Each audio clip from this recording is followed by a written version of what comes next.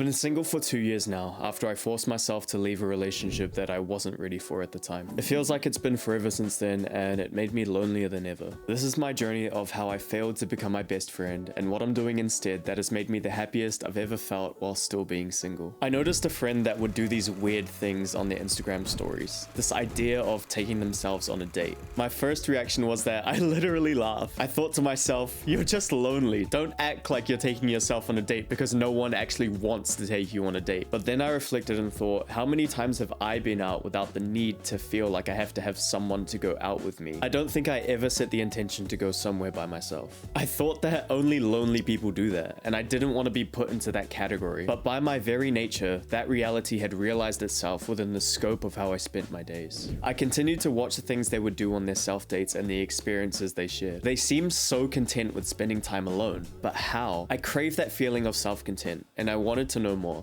So I asked her about it, and she told me the idea of dating herself as her own best friend. This honestly made no sense to me. The whole point of dating is sharing an experience with someone else. But again, the thought loomed over me that I hadn't been out of the house in so long. My friends were always working when I wasn't.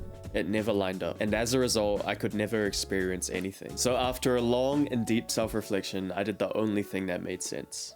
I picked up my phone and downloaded Tinder. That app carried the hopes for me that I would find someone to share these experiences with. But if you know anything about the red pill, being an under-average looking short guy meant that the only thing that I got from that was girls who would entertain a conversation just to seek a point of validation for the day. The stab of loneliness picked at my brain as I deleted the app, getting no success, and I felt like something was missing. My mind raced with negative thoughts, reflecting on my lack of results. Switching to Instagram, I saw a video story of a friend going on a hike, and I rushed with joy because that's one of my most favorite things to do. I asked them if they wanted to go together on my day off, but again, they just were busy. The thought occurred to me, am I such a loser that I don't have anyone to go on this hike with? Will I just have to go alone and be bored the whole time? Why can't there be someone to share this experience with me? With something that I really wanted to do. And that little voice in my head poked at me.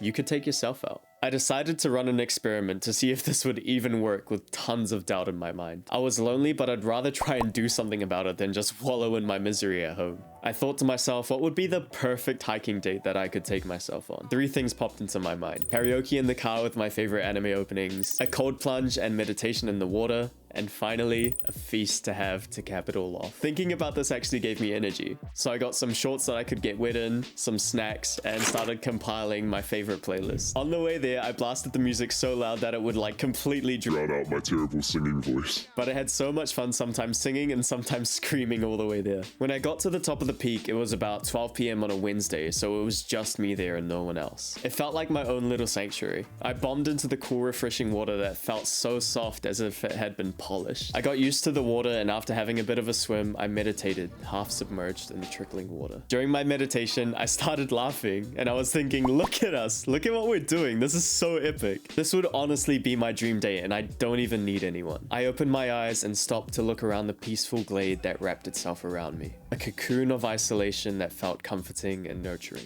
At that moment, a snake of negativity crept in. You're still a lonely loser that has to take himself on a date. How pathetic. That tendril of thought snapped and hissed at my mind the whole time after that, and I felt its negativity poison my peace and my good mood. Honestly, this idea of being your best friend didn't make any sense to me at this point. My best friend, who was at Japan in the time, would never say those kind of things to me. So why would my automatic thoughts come up with these horrible things to say? If my goal was to become my best friend, I would never start with someone so negative and cruel. When I got home, I looked at other people's experiences of them treating themselves as their best friend, and honestly, no one had shared the experience that I did. These were YouTubers who were already famous and had people begging to spend time with them. They were nothing like me. Their choice to spend time alone was nothing like my actual point of loneliness. In the midst of a podcast that I cluttered my mind with to distract myself from that toxic train of thought, I heard the lines that changed my perspective on this completely.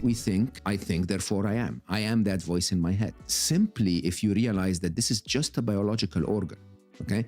And the biological product of your brain is thoughts. Now, if you think that those ideas are you telling you what to do, then you're going to obey. If me and Becky are two different people, I can debate what Becky's telling me. I can refuse to obey what Becky's telling me to do. I can tell Becky to shut the F up. While I was looking for clarity and answers, I was met with a thick mist of confusion. This power to control the thoughts of my brain was nothing like a friend relationship. If there was one person in control and one person who obeyed, it was more like an employee and boss relationship. I understood how temporary those relationships are and how they often hold resentment, and there's no love in them. And then it clicked when I saw my mom out of the corner of my eye. This is how I understand it now. We have the mind of a child and the will of a parent. This reminded me of the amazing insight, but unfortunately extremely bland presentation of the idea of thinking of our thought systems from Daniel Kahneman as System 1 and System 2. Kahneman describes System 1 as being our automatic thoughts and behaviors that stem from reactions to our environment,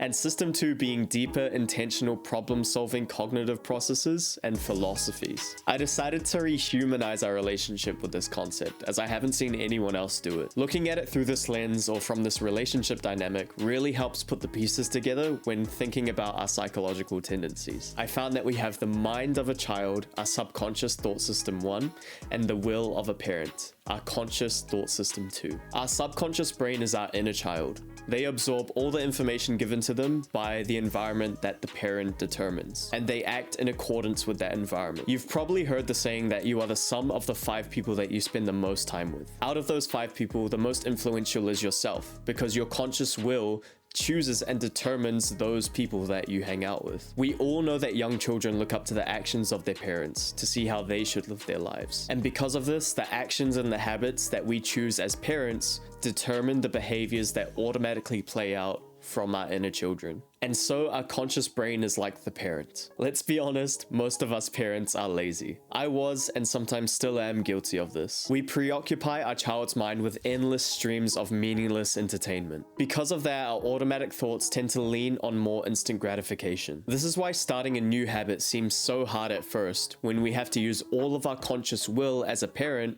while the child still has to learn the ropes after seeing it play out time and time again. But there does become a point where the child can automatically take over and perform the task on their own, and that's why the habit seems to feel like it progressively gets less and less stressful. After really considering this new concept, I got to work on what I wanted to teach my child, how I wanted to communicate with them, what I wanted them to grow to be. 2 years ago, I went from procrastinating on the couch 12 hours a day, being fat and lazy with no job, to getting abs for the first time in my life. This all sparked from the inner conversation that I had with myself through journaling and gamifying my habits and daily routines. Through the book, That Little Voice in Your Head, I learned everything I needed to fix the relationship with my inner child. I would love for you to open your mind and open your heart to the neglected inner child within yourself. A good start is listening to the podcast by the author GAWDAT on his appearance on the Diary of a CEO podcast, one of my favorites. But I'm not gonna lie, just the mindset alone from watching this video won't be enough. Just like with a real parent-child relationship, it's a lifetime of work. But luckily, it's so easy to get the results from just a few exercises. I gave this book to my friend Derek, and this is what he had to say about the time we spent together after reading the book and understanding the principles. I never have experienced such present moment, childlike behavior than that walk that we just did. Just seeing how you brought your inner child out and let him play, and the way you were observing everything around you, I was like, this is way It's better. contagious, isn't it? We automatically feel that connection with our inner child when we get to experience someone else who's doing it. What you mean? Like, you know, it's like that voice change when you talk to a kid or a pet. Your inner child is communicating with their inherent inner child, right? And I think that's powerful. the beauty of the human experience. I think that's where we find the most joy. If this is something you resonate with, let me know down below and I'll make another video on this kind of topic. The most important lesson I learned for this was separating my mind from my conscience, and I used these 2 rings to personify and really understand the dynamic between the two.